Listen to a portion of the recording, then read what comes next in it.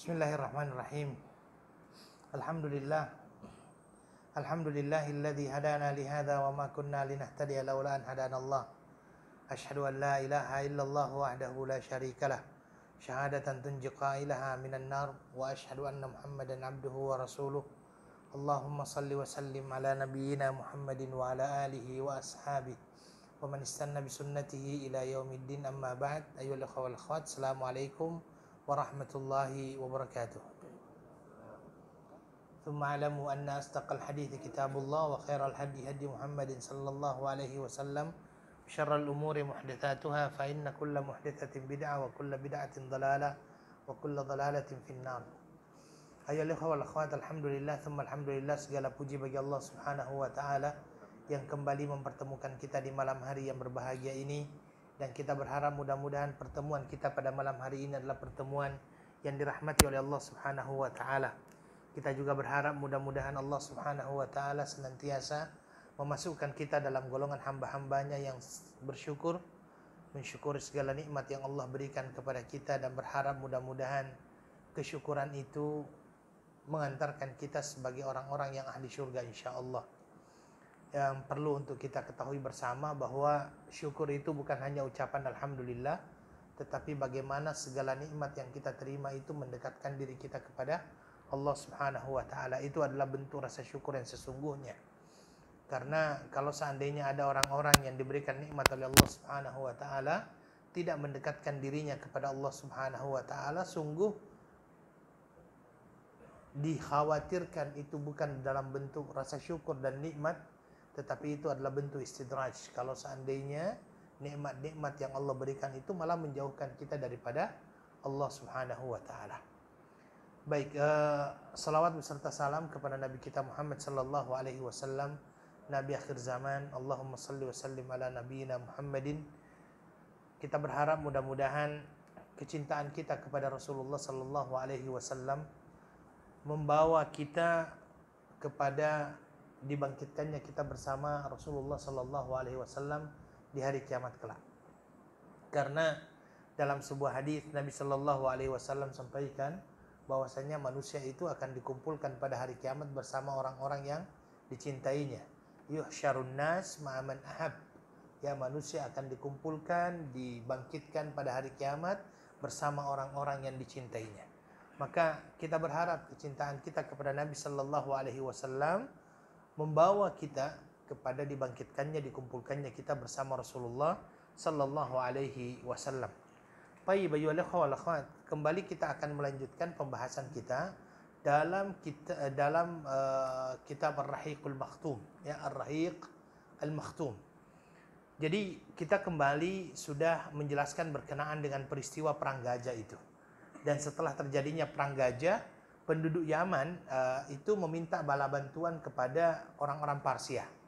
Ya, jadi mereka setelah itu melakukan perlawanan terhadap pasukan Habasyah, sehingga pada akhirnya mereka mampu untuk mengusir Habasyah dari negeri Yaman. Kemudian akhirnya mereka memperoleh kemenangan di bawah seorang pemimpin yang bernama Ma'di Karib. Ya, jadi ini adalah orang yang sangat dikenal, jadi bernama Ma'di Karib bin Saif. Di bawah komando ini mereka akhirnya, karena dia adalah seorang panglima pada saat itu, maka setelah dia berhasil, dia diangkat menjadi seorang raja, ya, mengangkatnya menjadi seorang raja. Kesalahan terbesar Ma'di Karib pada saat itu adalah, kan dia adalah orang yang mengusir bangsa Habasyah, ya, orang-orang Habasyah itu Ethiopia. Kesalahan dia itu ketika dia sudah menjadi raja, dia tetap mempertahankan sejumlah orang-orang Habasyah, yang mana orang-orang Habasyah ini digunakan untuk menjadi pelayan dia. Jadi dia setelah bisa menguasai dan mengusir orang-orang Habasyah, tetapi pada saat yang bersamaan dia tetap mempergunakan orang-orang Habasyah. Sedangkan orang-orang Habasyah yang baru dikalahkan oleh dia ini, Ma'di Karib, masih mempunyai yang namanya dendam. Ya, tujuannya bagus. Bahwasanya orang-orang Habasyah ini yang diangkat oleh dia menjadi pengawal-pengawal dia. Kalau seandainya dia melakukan perjalanan, ada di antara mereka yang menjadi pelayan-pelayan daripada Ma'di Karib ini, ya, Ma'di Karib. Kemudian akhirnya pada suatu hari yang orang Habasyah ini yang masih mempunyai dendam ya, karena mereka lah yang dikalahkan oleh Ma'di Kirib itu, merencanakan pembunuhan terhadapnya dan itu berhasil. Sehingga setelah terbunuhnya Ma'di Kirib, maka berakhirlah kekuasaan daripada dinasti Ziyazin itu yang pernah kita sampaikan sebelumnya. Berakhirlah kekuasaan mereka, sehingga setelah itu di bawah pemerintahan Persia ya, di bawah pemerintahan Persia, bangsa Persia akhirnya memasuki San'a pada waktu itu di Yaman, dan akhirnya San'a Yaman itu menjadi bagian daripada kerajaan Persia yang sangat besar itu ya. Kepemimpinan kerajaan Persia di Yaman itu berlanjut terus dan berakhir dengan sebuah kerajaan di bawah pimpinan yang bernama Bazan yang memeluk Islam pada tahun 638 Masehi. Dengan keislamannya itu, maka berakhir pula lah pemerintahan Persia terhadap negeri Yaman. Ini berkenaan dengan kerajaan sebelumnya yang kita sampaikan. Sekarang masih ada kerajaan-kerajaan lain ya. Kerajaan-kerajaan lain yang dimaksud di sini diantaranya adalah kerajaan Hira. Ya, kita tahu tadi bahwasanya kerajaan Persia yang pada saat itu berkuasa. Begitu juga pada waktu di wilayah Hira ini, kerajaan daripada Persia ini, kerajaan Persia yang besar itu, tetap mencoba untuk melakukan penaklukan terhadap negeri-negeri yang ada di sekitarnya. Termasuk diantaranya adalah negeri Irak dan wilayah sekitarnya. Dan akhirnya ada seorang panglimanya yang biasanya disebut dengan Cyrus the Great itu. Cyrus the Great itu dikatakan dia memimpin menjadi the Great dia menjadi pemimpin daripada Persia itu sampai pada tahun 530 sebelum Masehi. Ya, kalau antum lihat di Wikipedia antum akan dapatkan itu. Ya, Wikipedia bahwasanya dia adalah seorang pemimpin yang menjadi raja daripada Persia sampai 530 sebelum Masehi. Sejak kepemimpinan dia, tidak ada yang bisa menentang yang namanya Persia. Dia menjadi sebuah negara adikuasa pada saat itu. Karena memang sebelum Islam datang, kita tahu ada dua negara adikuasa, Persia dengan Romawi. Ya, pada saat itu memang Persia berkuasa. Cyrus the Great ya, the Great itulah yang akhirnya betul-betul berkuasa terhadap Persia pada waktu itu. Tidak ada orang yang bisa menentangnya sampai pada akhirnya muncul Alexander dari Makedonia ya, yaitu masuk dalam kategori Romawi ini. Dialah yang mencoba untuk melakukan perlawanan terhadap kerajaan Persia sehingga akhirnya menjadikan mereka tercerai-berai.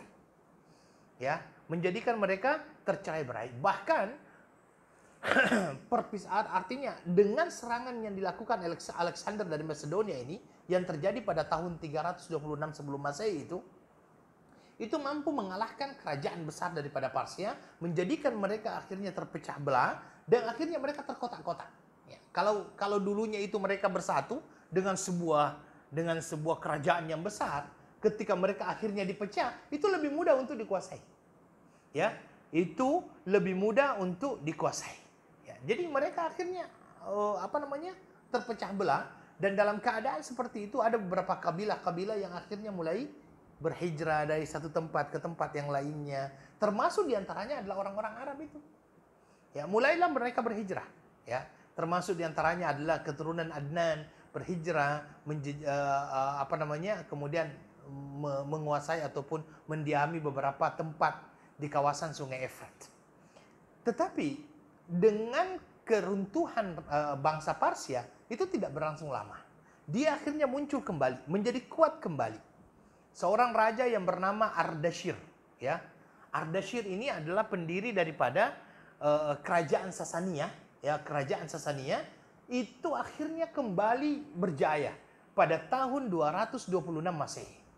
Ya, dia berhasil untuk mempersatukan bangsa Persia pada saat itu, dan yang lebih dahsyatnya lagi, dia mampu menguasai bangsa Arab yang bermukim di sempadan-sempadan yang ada pada saat itu di sempadan-sempadan kekuasaan ini, karena di sempadan-sempadan biasanya itu adalah merupakan daerah-daerah yang mudah untuk dikuasai, sehingga dia mampu untuk mengambil itu, ya. Dan inilah sebab kenapa beberapa suku, termasuk suku Qudha akhirnya, ya, itu berpindah juga ke Syam, ya. Dan akhirnya tunduklah Hira dan Ambar terhadap kekuasaan daripada Ardashir ini, yaitu raja daripada Parsia yang akhirnya mengangkat kembali, ya, kerajaan Parsia. Sebenarnya di era Ardashir ini, Ardashir namanya, ya, era Ardashir ini ada beberapa kerajaan yang masih menguasai Hira, ya, dan diantaranya adalah berasal dari suku Rabi'ah dan Mudar, ya, yang menempati Irak dan Jazirah Arabia pada saat itu. Kalau saya mengatakan Jazirah Arabia, itu jangan hanya dibayangkan Saudi Arabia, ya, tidak.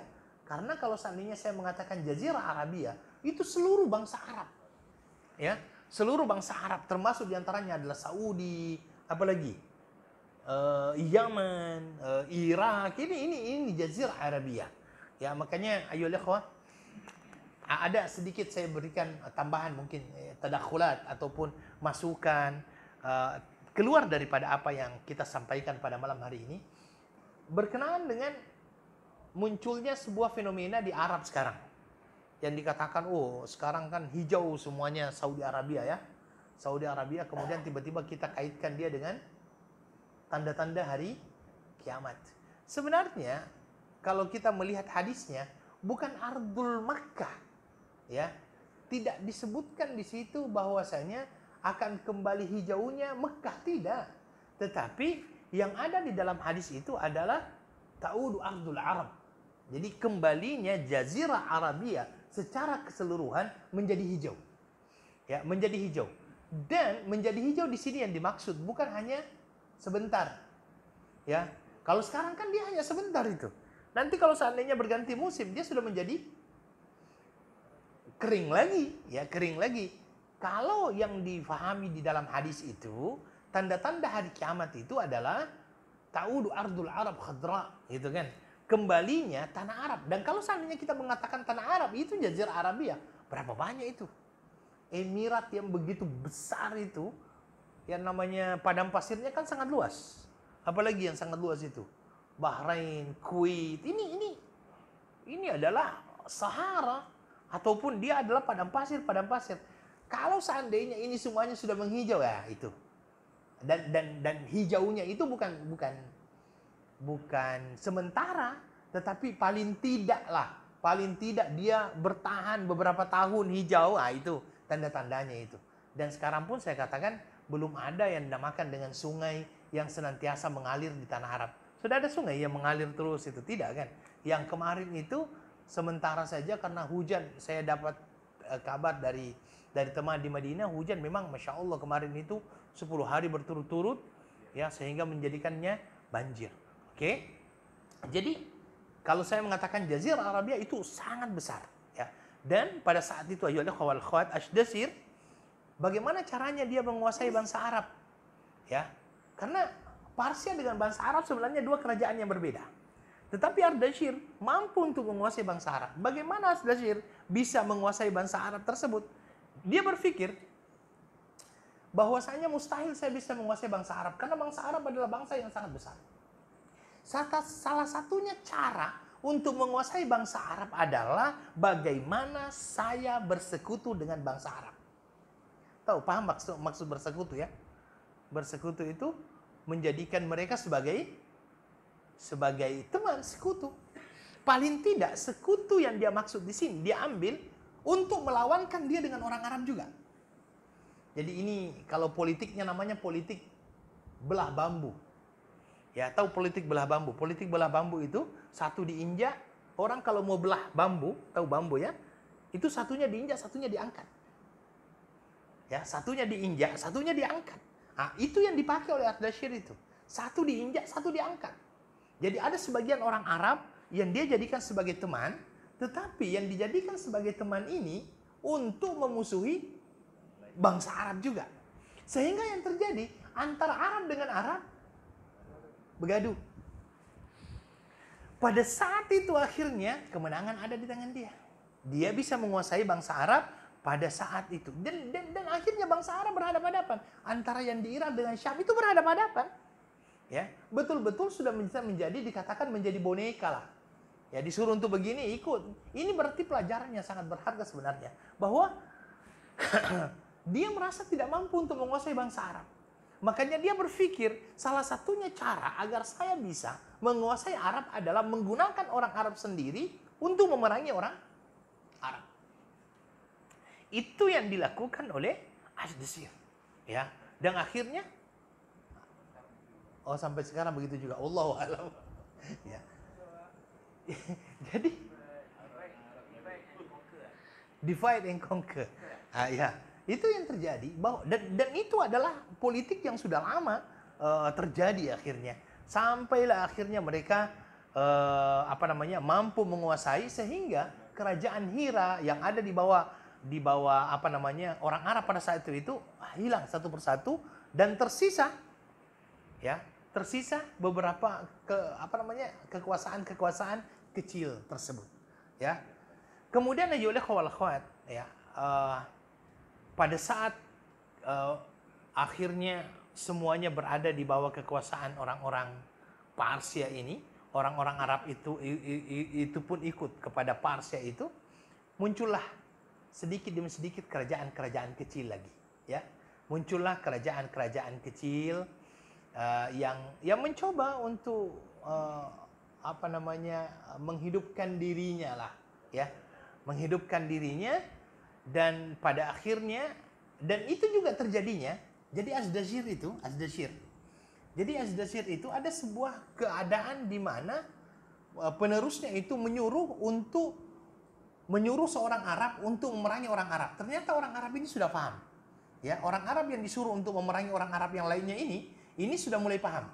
Dan akhirnya dikarenakan dia sudah paham, dia tidak mau lagi memerangi orang Arab tersebut.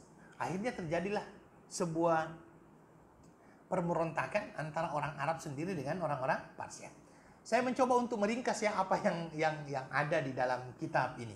Ya, saya mencoba untuk meringkas apa yang ada di dalam kitab ini. Tetapi pada masa-masa terjadinya peperangan antara orang Arab dengan non-Arab ini, memang ada yang banyak kerajaan-kerajaan yang akhirnya hilang, ya, kerajaan-kerajaan yang akhirnya hilang dan muncullah kerajaan-kerajaan baru. Ada satu hal yang menarik, ya, bahwasanya di Hira itu kekuasaan dinasti Lakhmi juga muncul, ya, kekuasaan dinasti Lakhmi juga muncul pada era Kisra Sabur bin Asdashir, ya. Ini pada era kekuasaan dinasti Lakhmi ini berterusan, ya, di atas wilayah Hira sehingga bertahtanya seseorang yang bernama Qabbas bin Fairuz. Qabbas bin Fairuz muncul di zamannya juga seseorang yang bernama Mazdak. Nah, ini adalah salah satu sumber kekalahan satu kerajaan. Mazdak ini ya, dia adalah orang ketika kerajaannya sudah mulai muncul, sudah mulai stabil, ya, muncullah seorang yang bernama Mazdak, yang mana Mazdak ini adalah orang yang mempunyai satu prinsip, ya, yang membolehkan segala cara. Jadi berbagai macam hal dilakukannya, ya, kemudian mereka mengambil apa yang mereka inginkan, dari rakyat diambil, dizolimi rakyatnya. Ini dilakukan oleh siapa? Mazdak. Dan tindakannya ini diikuti oleh yang lainnya, Qabbas dan mayoritas rakyatnya. Sampai akhirnya, ya, dikarenakan hal tersebut mencoba untuk merebak, ya, cara-cara hidup seperti itu. Pokoknya dia serba boleh, ya, ambil barang, ambil harta itu diambil semuanya. Tetapi pada saat dia akhirnya mengajak yang lainnya untuk melakukan seperti itu, salah seorang yang bernama Al-Munzir menolak. Ya, dia menolak, ya, dan demi menjaga martabat dan harga dirinya. Jadi Al-Munzir ini masih di bawah kekuasaannya Al-Qabbas ini. Dan ketika Qabbas mencoba untuk mengajaknya, dia menolak, ya, dan akhirnya dicopot oleh Qabbas dan menggantikannya dengan Al-Haris bin Amr bin Hajar Al-Kindi yang merespon ajakan kepada gaya hidup serba boleh itu, ya. Dan pada akhirnya Qabbas diganti oleh Kisra Anushirwan, ya, yang ternyata bertolak belakang. Kalau yang awalnya itu serba boleh, akhirnya Kisra Anushirwan ini adalah seorang raja yang bertolak belakang dengan apa yang dimiliki oleh Mazdak pada saat itu, apa yang dipegang oleh Mazdak seperti itu, sehingga dia membunuh Mazdak dan membunuh para pengikut-pengikut Mazdak itu, dan mengangkat kembali Al-Munzir. Al-Munzir yang diajak untuk melakukan seperti apa yang dilakukan oleh Mazdak, ya, sebagai penguasa Hira. Ya, kemudian akhirnya Al-Haris bin Amr ini, Al-Haris bin Amr yang diangkat oleh Qabbas itu, Al-Haris bin Amr ini yang diangkat oleh Qabbas setelah Al-Munzir menjadi penguasa, dia mencoba untuk mencari Al-Haris bin Amr. Ya. Kemudian akhirnya Al-Haris bin Amr meminta perlindungan kepada kabilah Kalb sehingga akhirnya dia meninggal di tempat tersebut. Sepeninggal Al-Munzir bin Mas'ud Sama ini, kekuasaan terus dipegang oleh keturunannya sampai ke tangan An-Nu'man bin Munzir.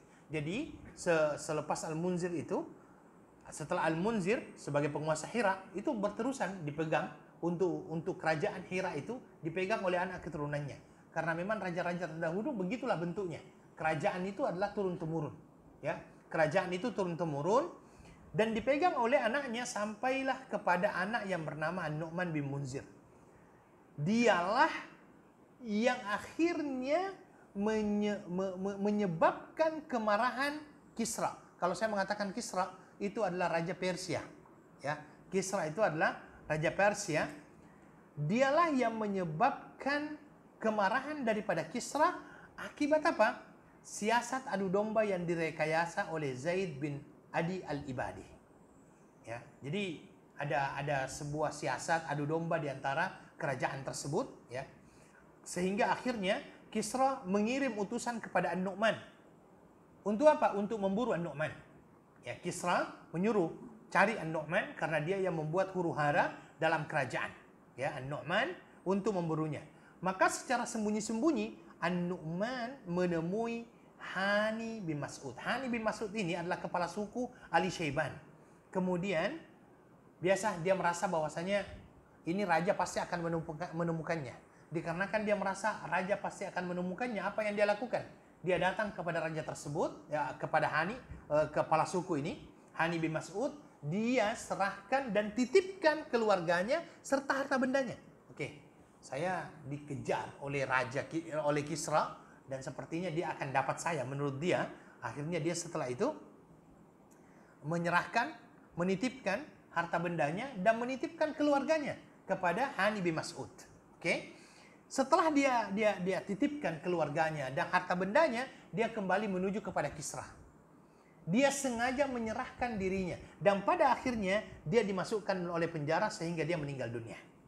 Setelah dia meninggal dunia, karena waktu itu dia masih raja waktu itu kan, An-Nu'man, ya, Nu'man bin Al-Munzir ini dia raja, tapi akhirnya dikarenakan dia dianggap membuat huru-hara sehingga akhirnya dia dikejar oleh raja dan akhirnya dia menyerahkan harta bendanya dan menitipkan keluarganya kepada Hani bin Mas'ud sampai akhirnya dia kembali kepada Kisra dan menyerahkan dirinya. Setelah dia serahkan dirinya itu, dia akhirnya dimasukkan dalam penjara, meninggal di dalam penjara. Setelah itu Kisra mengangkat Iyas bin Qabisa At-Ta'i sebagai penggantinya, menjadi penguasa di Hira dan memerintahkannya untuk mengirimkan utusan kepada Hani bin Mas'ud agar menyerahkan titipan yang ada padanya.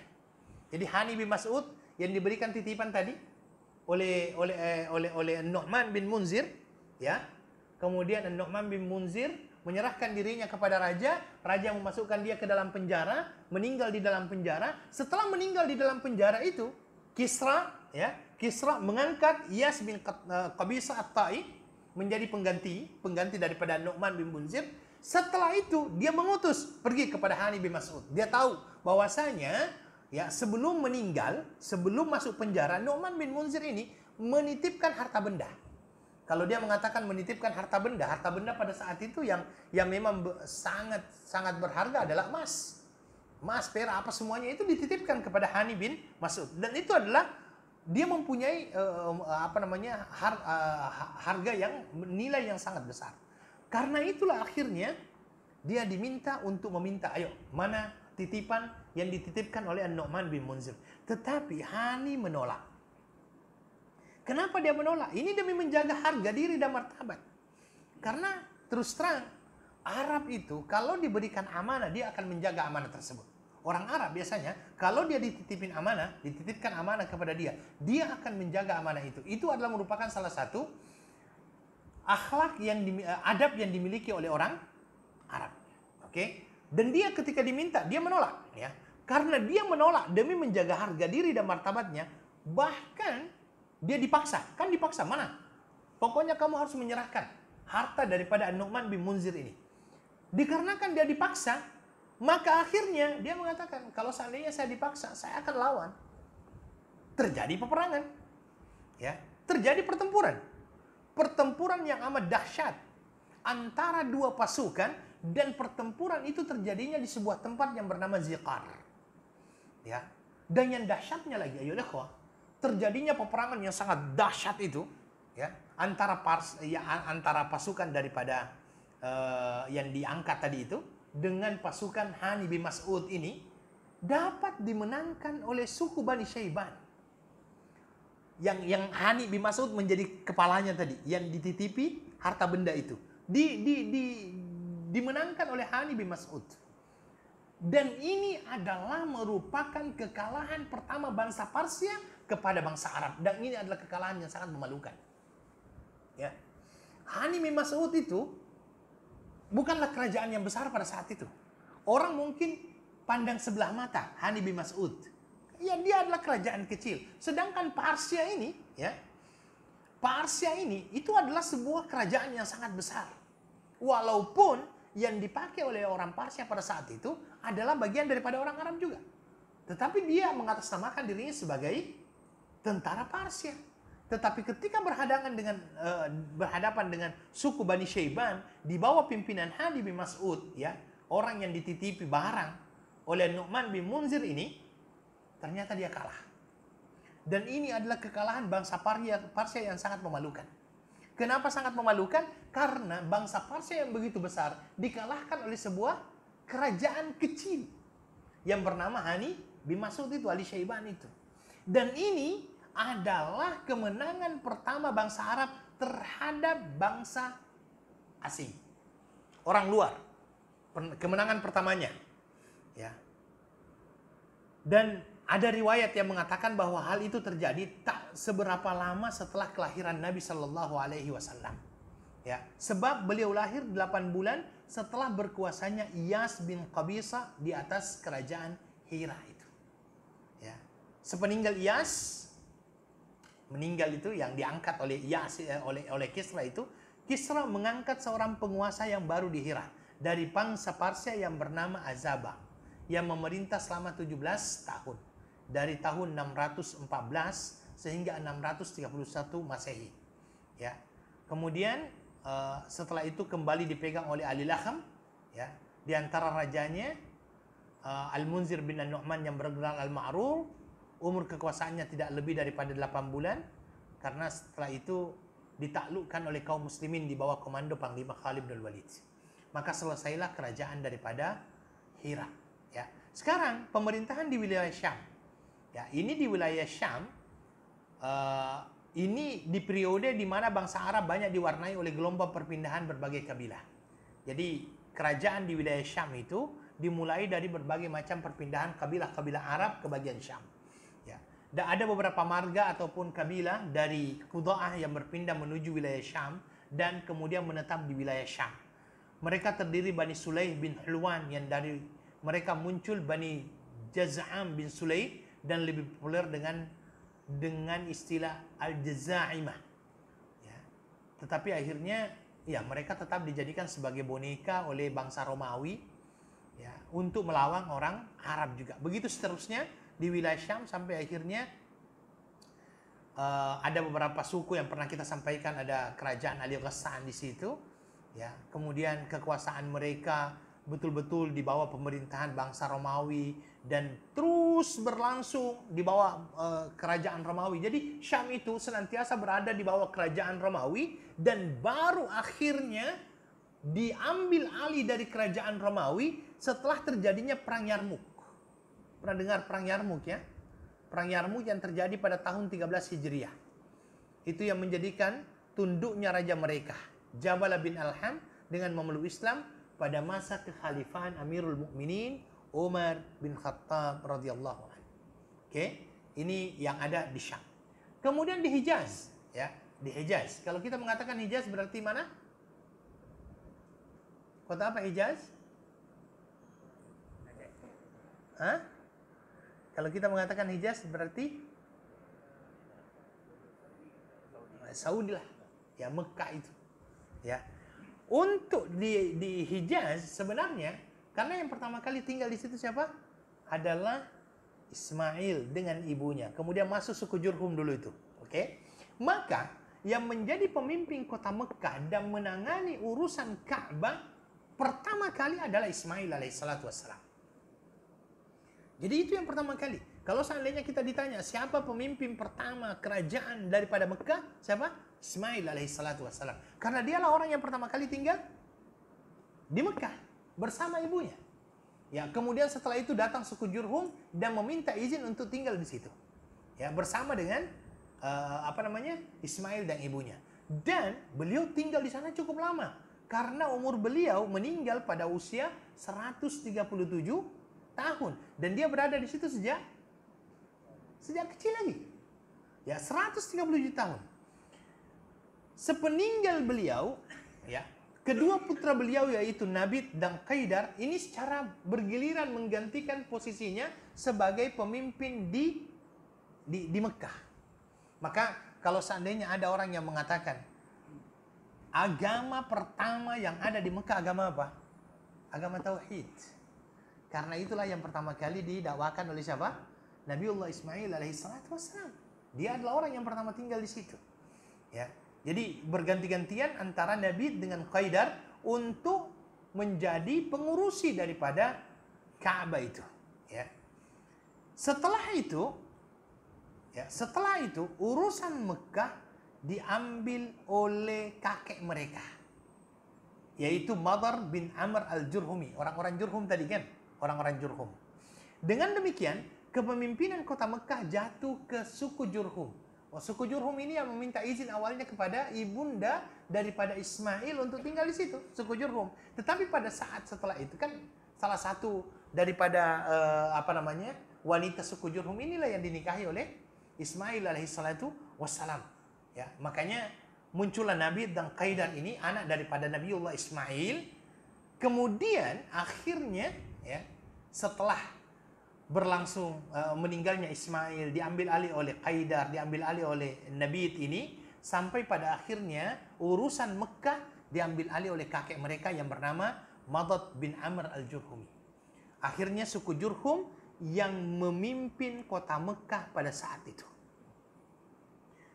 Semua putra Ismail mendapatkan tempat yang terhormat sebagai pemimpin pada waktu tersebut. Ya, karena kenapa? Yang dilihat adalah jasa daripada ayahandanya yang membangun kembali Baitullah. Ya. Jadi, Masya Allah, secara penghormatan mereka sangat dihormati. Tetapi ada hal yang menarik. Dia dihormati, tapi tidak mendapatkan kedudukan apapun dalam pemerintahan. Kalau seandainya dalam sebuah pemerintahan itu, dia hanya sebagai simbol saja. Oh, ini adalah orang yang berjasa dulunya, kita hormati dia, ya, kita hormati dia. Tetapi untuk mengurusi tidak diberikan wewenang. Ya, tidak diberikan wewenang untuk mengurusi Mekah pada saat itu. Ya, jadi mulailah mereka tersisih sedikit demi sedikit. Walaupun hari berganti hari, pemerintahan berganti pemerintahan, anak cucu Nabi Ismail ini tetap tidak diangkat-angkat dalam sebuah kerajaan, tidak diberikan pekerjaan di dalam sebuah kerajaan tersebut. Ya. Dan semua yang mengatur yang namanya mengatur Mekah ini semuanya diatur oleh suku Jurhum. Tetapi pada akhirnya dia mulai melemah. Ya, pemerintahan daripada suku Jurhum ini mulai melemah menjelang munculnya seseorang yang bernama Nabucodonosor itu. Ya. Di lain pihak, suku lain yaitu Adnan. Kan nanti kalau antum lihat salah satu bin Adnan itu kan masih menjadi kakeknya Rasulullah Sallallahu Alaihi Wasallam, itu sudah mulai bersinar. Ya, itu sudah mulai bersinar. Itu terjadi sejak serangan daripada Nabuzadarzar itu terhadap bangsa Arab yang dilakukan Zatu Irq. Zatu Irq sekarang itu adalah merupakan salah satu tempat miqat yang ada di Saudi, ya. Dan pada saat itu terjadi peperangan tersebut, suku Jurhum sudah bukan lagi sebagai orang yang dipimpin oleh berasal dari suku Jurhum, tetapi peperangan bangsa Arab dengan Parsia waktu itu langsung dipimpin oleh Adnan. Ya. Hanya saja akhirnya anak-anak Bani Adnan ini berpencar ke Yaman ketika terjadinya serangan kedua pada tahun 587 sebelum Masehi. Ya. 589 sebelum Masehi. Oke. Tetapi sedikit demi sedikit tekanan daripada Nabuzadarzar ini juga mulai melemah, ya. Melemah. Ketika diketahui dia melemah, sebagian daripada bangsa Arab, Ma'ad itu kembali ke Mekah. Ya. Tetapi ketika Ma'ad kembali ke Mekah, dia sudah tidak menemui lagi suku Jurhum. Suku Jurhum sudah keluar. Ya, suku Jurhum sudah keluar, kecuali ada di situ yang bernama Jarsham bin Jalhamah. Jarsham bin Jalhamah ini, ya, itu berasal dari suku Jurhum. Ya. Kemudian dia menikah dengan putrinya yang bernama Mu'anah dan melahirkan keturunan yang bernama Nizar, ya, bernama Nizar. Setelah itu di Mekah keadaan suku Jurhum semakin hari semakin buruk, ya. Mereka mengalami kesulitan hidup. Orang-orang Jurhum yang dulunya tinggal di Mekah itu, setelah peristiwa tersebut mereka mengalami kesulitan hidup sehingga menjadikan mereka akhirnya menjadi penyamun. Tahu penyamun, ya?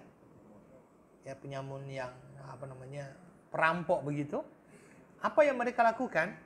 Mereka menzalimi orang-orang yang datang ke Mekah. Semua orang yang datang ke Mekah diambil hartanya. Ya, diambil hartanya. Karena dia sendiri sudah tidak mempunyai harta. Dikarenakan hal tersebut, inilah yang menimbulkan kemarahan Bani Adnan. Ya, sehingga mempertimbangkan untuk kembali ke Mekah. Ya. Ketika Khuza'ah melintasi Mar Az-Zahran dan menyaksikan Bani Adnan meninggalkan suku Jurhum, jadi akhirnya Bani Adnan pun meninggalkan suku Jurhum. Dia akhirnya tidak menyia-nyiakan kesempatan tersebut. Jadi Khuza'ah ini melihat, wah, ini ada kesempatan ini. Karena awalnya Bani Jurhum dengan Bani Adnan ini bersatu, tetapi dikarenakan Jurhum sudah mulai melakukan penindasan dan itu tidak disukai oleh Bani Adnan, ya. Ada kelompok lain yang bernama Khuza'ah itu melihat, oh, ini kesempatan karena Bani Adnan dengan Jurhum sudah tidak segeng istilahnya, sehingga dia masuk, ya. Dia masuk, ya.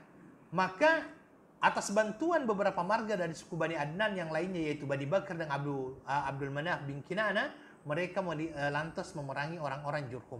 Akibatnya orang-orang Jurhum akhirnya terusir dari kota Mekah.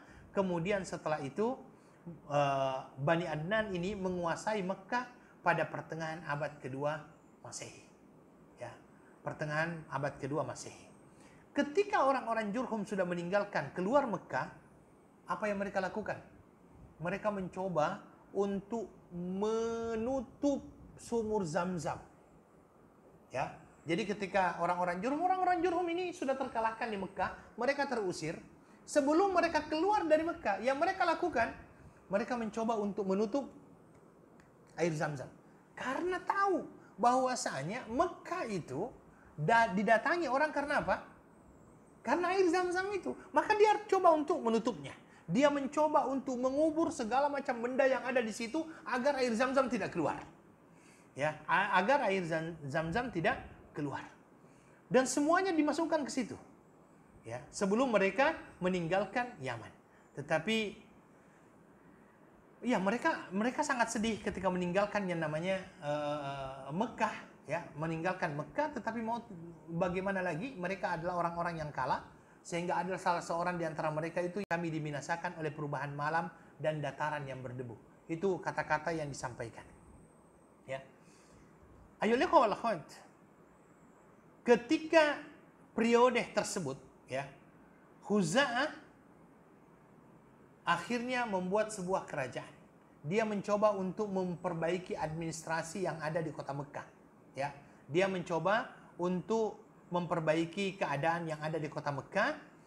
Dan pada saat itu dia membuat 3 ketentuan. Ketentuan yang pertama, ya, berangkat bersama orang-orang yang berhaji dari Arafah ke Muzdalifah dan membolehkan mereka berangkat dari Mina untuk hari Nafar, kepulangan dari melakukan haji tersebut. Urusan ini ditangani oleh Bani Gaus bin Murrah. Jadi dia sudah mencoba untuk membuat kebijakan-kebijakan polisi-polisi. Pertama, berkenaan dengan masalah haji, hal ini akan diurusi oleh Bani Gaus bin Murrah, salah satu marga daripada Bani Ilyas bin Mudhar. Ya, mereka dikenal dengan nama Safa. Oke. Kemudian ifadah, ya, adapun ifadah bertolak dari Jumat pada pagi hari Nahar, hari penyembelihan hewan, tanggal 10 Zulhijjah menuju Mina. Urusan ini diserahkan kepada Bani Udwan. Jadi sudah mulai membuat urusan-urusan administrasi yang cukup bagus. Kemudian merekayasa bulan-bulan haram agar tidak terkena larangan berperang di dalamnya. Ini ditangani oleh Bani Tamim bin Adi dari suku Bani Kinanah. Ya. Periode kekuasaan Khuza'ah atas kota Mekah berlangsung selama 300 tahun. Pada periode kekuasaan mereka ini, kaum Adnan menyebar di kawasan Najd, pinggiran Irak dan Bahrain. Jadi kalau dikatakan Najd itu bukan ini ya, bukan daerah apa lagi namanya, Riyadh sekarang, tidak. Tetapi kalau Najd itu pada saat itu adalah Irak, ya, termasuk Irak di situ. Makanya kalau seandainya ada orang yang mempergunakan hadis bahwasanya ada tenduk setan di situ, ya bukan di situ, bukan di Riyadh, dan akhirnya dihubung-hubungkan dengan Syekh Muhammad bin Abdul Wahhab. Tidak, sama sekali tidak. Karena kalau kita mengatakan yang dinamakan dengan Najd itu pinggiran Irak dan Bahrain di situ, itulah yang masuk dalam kategori Najd. Ini akhirnya mereka Bani Adnan menyebar di kawasan Najd. Marga daripada Bani Quraisy ini bertahan di pinggiran kota Mekah dan hidup sebagai Halul.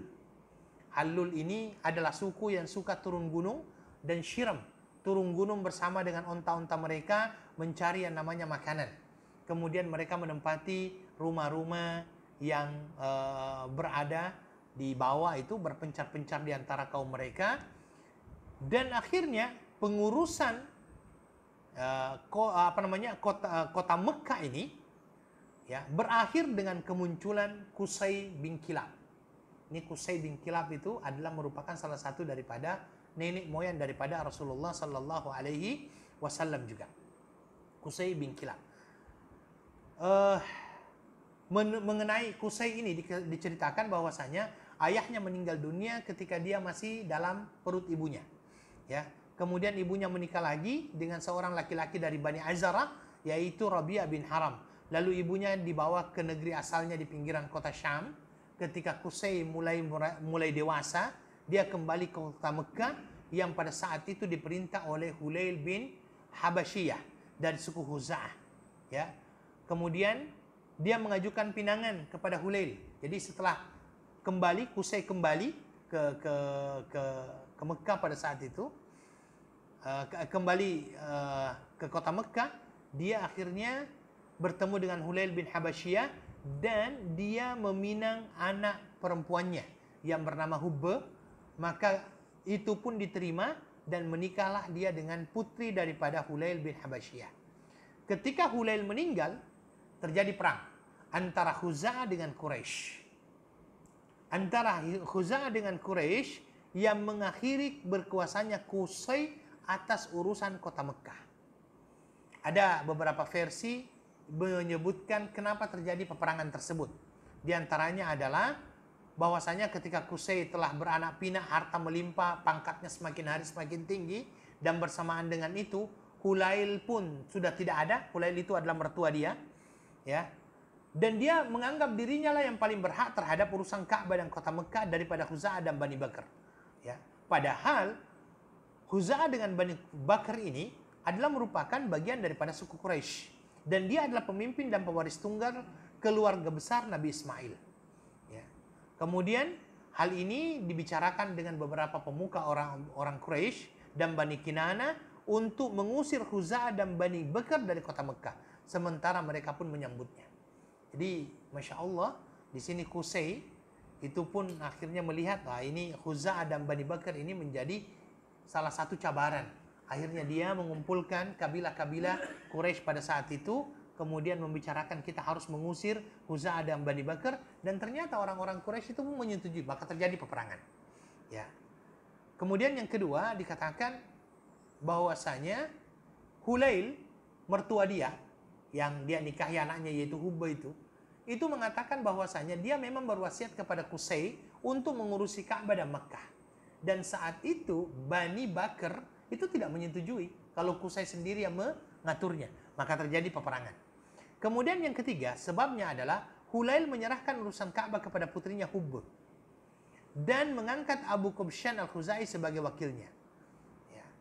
Tetapi ketika Hulail sudah meninggal, Qusay berhasil menipunya dan membeli kewenangan atas Ka'bah tersebut dengan arak dan juga beberapa ekor unta. Karena terjadinya transaksi itu, orang Khuza'ah tidak puas, sehingga dia senantiasa menghalang-halangi Qusay, ya, untuk menguasai Ka'bah dan juga Mekah pada saat itu, sehingga terjadi peperangan. Oke, ayo wal akhwat, inilah terjadinya peperangan antara kabilah-kabilah yang ada di Mekah pada saat itu, ya. Kabilah-kabilah yang ada di Mekah pada saat itu. Walau bagaimanapun ayo wal akhwat, ya. Qusay sudah memberikan pembuktian bahwa ia adalah merupakan salah seorang pengurusi Ka'bah yang paling baik, yang paling bagus, ya. Karena di antara hal yang dilakukan oleh Qusay ini, ya, dia berhasil mengumpulkan kaumnya dan memindahkan mereka dari rumah-rumah mereka ke Mekah. Jadi dulunya kaumnya Qusay ini itu terpencar di sekeliling Mekah. Kemudian setelah itu dipanggil mereka, diberikan lahan, kemudian setelah itu disuruh tinggal di kota Mekah. Ini salah satu bagusnya dia. Jadi dia menjadi kuat karena membuat sebuah aturan di dalam pemerintahannya yang begitu bagus. Salah satunya adalah, kalau antum tahu, ada yang dinamakan dengan Darun Nadwah. Darun Nadwah. Darun Nadwah tahu kan? Darun Nadwah itu adalah tempat orang-orang Quraisy bermusyawarah. Itu yang pertama kali mengadakan itu adalah Qusay. Ya, adalah yang pertama kali memberikan itu adalah Qusay. Ya. Dan itu dibuat di samping masjid, ya. Masjidil Haram. Pintunya itu mengarah ke masjid. Darun Nadwah merupakan tempat berkumpulnya orang-orang Quraisy. Mereka membahas berkenaan dengan berbagai macam hal di Darun Nadwah tersebut, ya. Dan ini adalah merupakan tempat di mana martabat kaum Quraisy betul-betul diangkat oleh Qusay. Kemudian dalam kepemimpinan Qusay itu ada beberapa hal yang menarik. Yang pertama tadi Darun Nadwah, dan dia juga mengepalai Darun Nadwah, ya. Di mana di Darun Nadwah itu segala macam permasalahan dan strategi-strategi yang akan dilakukan itu dibicarakan di Darun Nadwah. Ini yang pertama. Kemudian Qusay juga membuat yang namanya panji.